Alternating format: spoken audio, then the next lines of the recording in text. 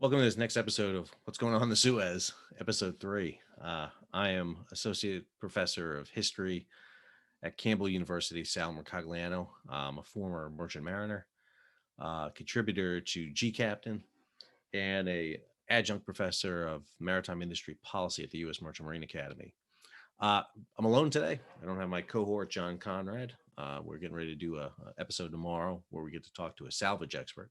So that'll be a good one. But today I just want to kind of talk a little bit about how the wreck occurred, because there's a lot of debate about this. So this is the AIS, the Automated Information System tracker, kind of like the black box on board all ships. They transmit their positions. And this is following the Ever Given as it enters the canal. Ever Given was number 5 in a convoy, yet there's only 2 ships in front of her. That tells me that the convoy got in late and part of the convoy is already taken off at this point. There's 2 vessels in front, the Al Nazaria right here and the Costco Galaxy. I'll take you over here and show you. This is Al Nazaria right here. This is an image of her right there. United Arab Shipping Company line right there, vessel. She is not as big as Ever Given. Here's her dimensions right here. So about 368 meters, not quite as big. On the other hand, Costco Galaxy is as big as Ever Given right here, as you'll see. 399.9 meters, built in 2019. Just an absolutely massive vessel. And that's going to be a fairly important. Coming in behind them is going to be these vessels. This is, let's see if we can get it up here. It's not here right now. Let's see if we can pull it back up here. Should be the Maersk Denver right here. There we go. Maersk Denver. This is an American ship. Let's see if we can get some images right there. There we go. That's the Maersk Denver. This is the vessel right behind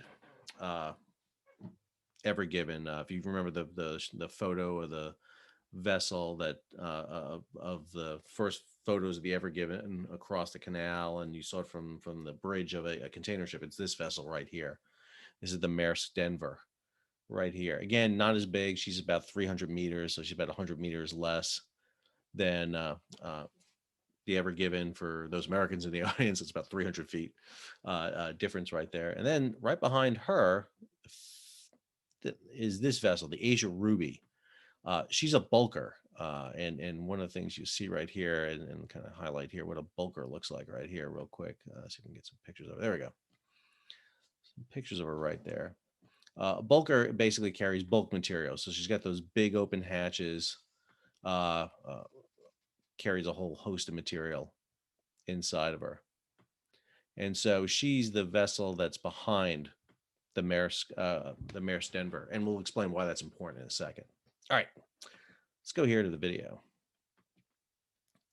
So I'm going to go ahead and play the video. One of the things you'll notice here, Al Nazaria, Costco Galaxy, and then you'll see the Ever Given coming in. There's 2 smaller vessels here too that are with them. I'll show you those vessels real quick. So the smaller vessels that are with them are right here. This is the Masad 2. She's a small little tug, actually a little firefighting tug. You'll see her right there. Small little firefighting tug that is heading up there at the time. And then let's see if we can get this. Sorry, my controls are right here, so it's giving me a little bit of a problem in sharing this right here. So let me move this over here. There we go. And there you go. And then the Masad 3, which is also another small little thing. These boats would have absolutely no effect on stopping any of these big vessels. Let me be clear. These are pretty small tugs right here. Good for pushing some things around. And again, they list these things as tugs and firefighting vessels. Not sure why they're heading up in the canal, probably just transiting up to go help with some vessels. But one's behind Al Nazaria, one's behind Costco Galaxy. And so the ships come out of the anchorage off Suez. And if you've seen the imagery of Ever Given's path, it makes an unfortunate design in the water. Some people are wondering if that was intentional. Probably not. Vessels and planes do that periodically. They decide to make images in the track lines. Uh, the reason I'm saying probably not is because the Suez is a really crowded anchorage. Not a lot of maneuvering. You have a 400-meter vessel, 1,300 feet. You're not going to be doing that in a constrained little waterway to do that. You would do it out somewhere else. Plus, you just don't do that kind of stuff with a vessel because you don't have time for it. Anyway, here we go. Get this going. So here are the vessels going. Uh, Interesting to note here, and I'm going to pause this at time just to kind of talk about a couple of things here. Uh, they are all trucking along here. One of the things we talked about is Ever Given going 13 knots. Was she going faster than everybody else? They're all going 13 knots. Everyone's moving quite a quick pace here. We can tell that by the fact that she's not gaining on the vessels in front of her, and she's not losing space in the area behind them. There's also about a mile distance between them. And one of the things you'll notice is Al Nazaria, Costco Galaxy is a little further of a distance here to Ever Given behind her. And so Ever Given is a little bit behind her. And then so she may have been trying to catch up a little bit too. They're probably with the extra speed, 7.5 knots is the speed limit in the Suez.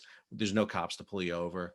The pilots, who are the Egyptians brought on board to advise the captain, they don't command the vessel. They just provide the advisement here, are they're the ones who are going to be sitting here basically telling them, okay, this is the situation, and they can control the speed. They can actually double the speed if they need to. So here are the vessels going, kind of trucking right up there, and we're about to see the incident take place. It's quick, it's fast, that's it. I know you probably missed it, so I'm going to take you back here real quick and kind of take you into it here and kind of talk about it a little bit. So you see the vessel kind of trucking along here at speed, again, behind here. She does a couple of things on the AIS. Now, we should say a couple of things with AIS. They're not always the most accurate things in the world.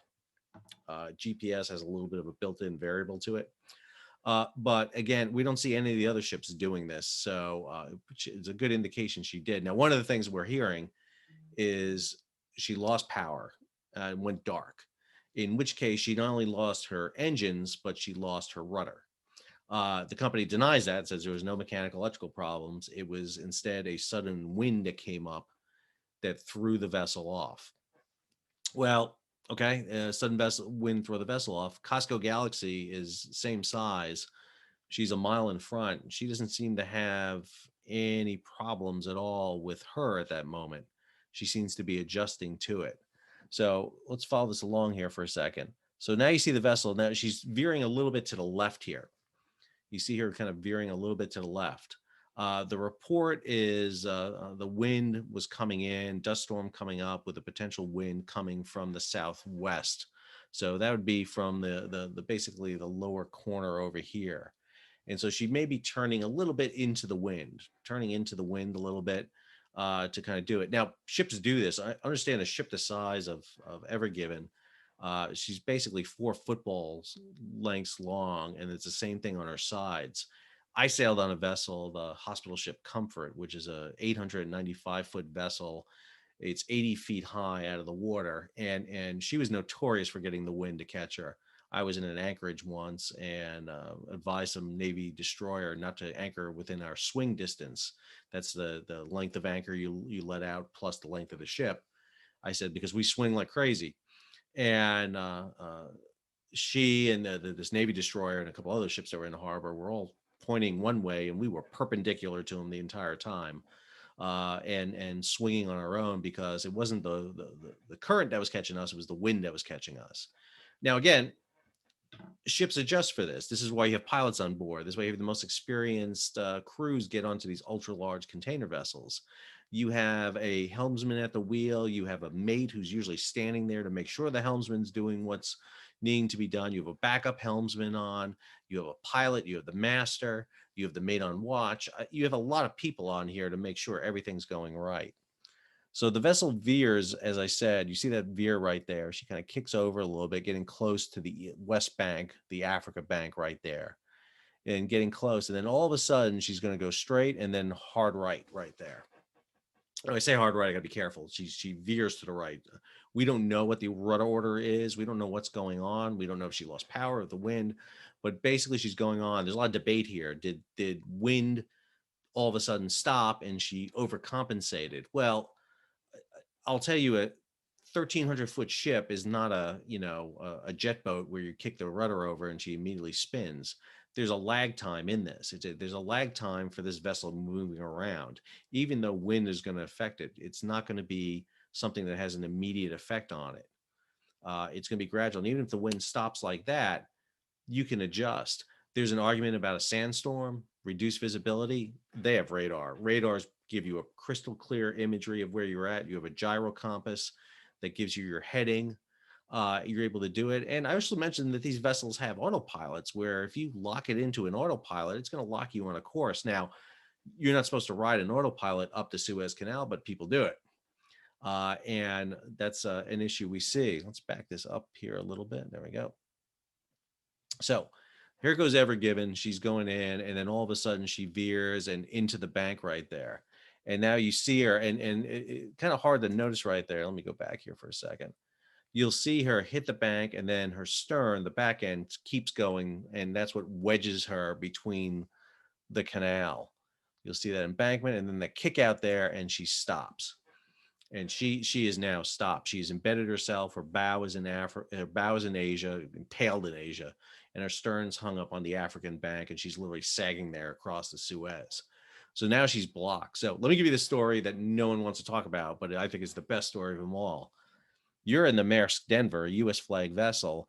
This guy's across the canal. You now have to stop and prevent running broadside into the Ever Given. If you want the disaster of all time, Maersk Denver T-bones Ever Given, and that is a catastrophic decision. Now you have to stop the Maersk Denver. She's going 13 knots. Now, one of the things we noticed on Ever Given, which some people have noticed, is she never dropped her anchors. Let me give you the movie myth of what you see in movies about anchors. Anchors are not meant to slow your vessel down. This is not Battleship where you can drop the anchor and veer the ship around. That's not how anchors work at all. Anchors are meant to be dropped when the vessel is near stationary and to keep your position stationary. If Ever Given had dropped her anchors at 13 knots and hadn't run into the bank, had kept going straight, you're just going to run the anchor out until and the chain's going to keep going. And most people don't know this, but chain isn't even really attached to the vessel. There's a loose link that holds it. It's not designed to hold it. What holds it in place is the anchor windlass, the big kind of mechanism that lowers it down, the brake, and then these pelican hooks that hold it in. So if she had dropped her anchors, the anchors would have just spooled out and ripped out the anchor windlass on the way out.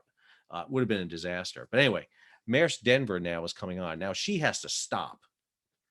And not only does she have to stop, and again, it's not like hitting the brakes. It's momentum. When you turn the prop off, when you stop power going to the propeller, you are in the hands of Sir Isaac Newton and inertia at this point and gravity.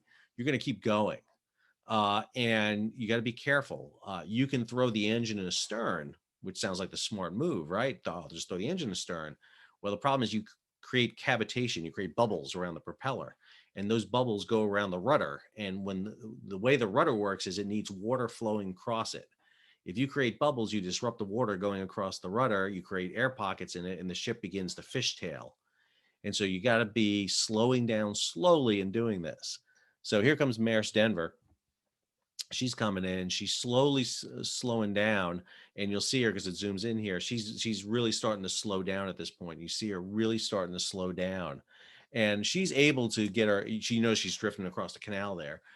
She's able to keep control. That's a controlled maneuver right there. It's a very controlled maneuver. Again, I go back to this issue. If there's a huge windstorm, sandstorm going on this time, now there could be a microburst, these short little blasts that come through.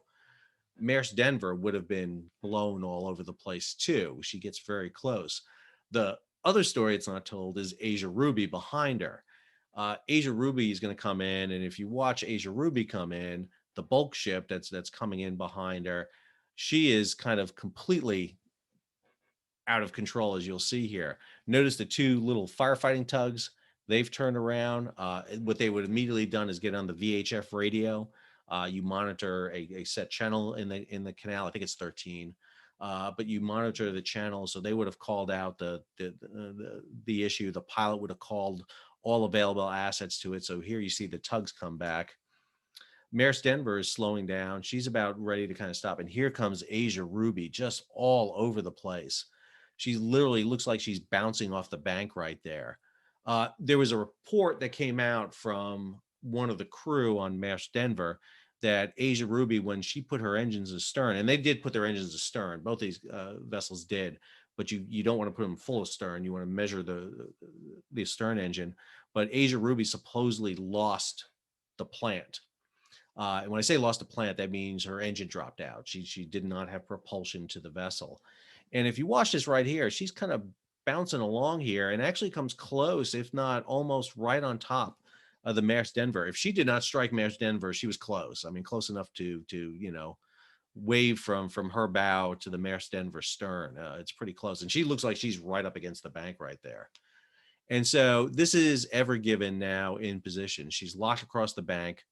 Maersk Denver is not even a quarter of a mile from her. Again, you're supposed to have that mile distance.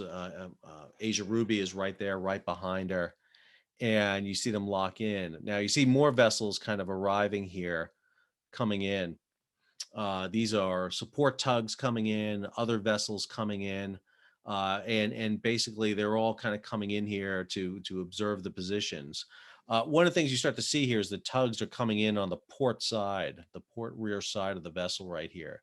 Again, I think there was an idea here very early on that they can just push that stern off. So if you look at the vessel that, if you assume the canal here is 12 and 6 o'clock, 12 is north, 6 is south.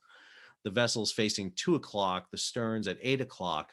They think they can push that stern out, kick the stern out from 8 o'clock down to 7 or 6 o'clock and pivot on the bow. What they don't know is basically the first third of this vessel is on ground. It's basically touching bottom, and not just touching bottom, but physically lifted off and out of the water. We know now from reports from the operating company that the forepeak, the forward section of the vessel, that's a void area. It's a double hull, and the bow thruster room, the controls where the bow thruster in, have flooded, meaning she's cracked it, and that's because of the speed she hit it. I'm not surprised that that's happened. You'll see more assets come in here as they come in. Most of these, and I've pulled up these boats on MarineTraffic, almost all of them are basically tug vessels.